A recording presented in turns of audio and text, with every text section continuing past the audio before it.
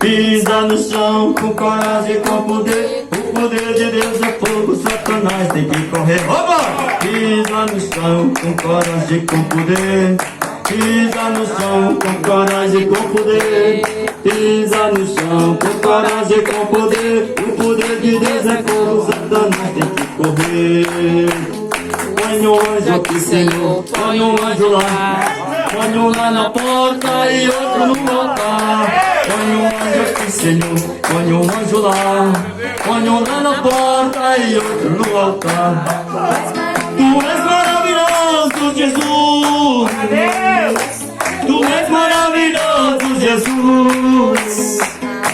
Aonde Deus está, o mal tem que sair. O sangue de Deus chegou aqui.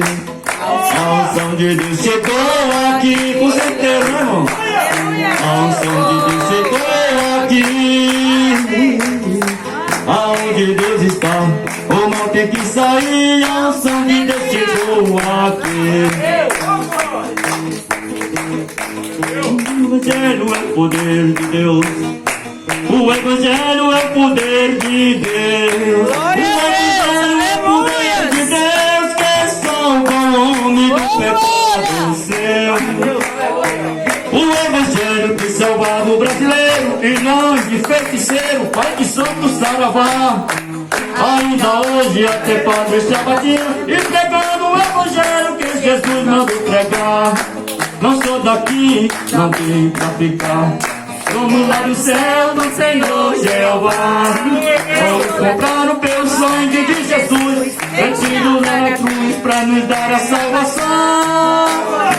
Vamos comprar o pelo sangue do Cordeiro, vertido no madeiro pra nos dar a salvação. Inimigo, e o inimigo peleja contra o crente.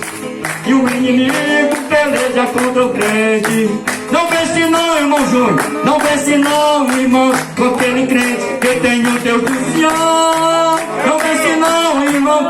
Vence não, irmão, com aquele crente que vive em oração. Deus, aleluia!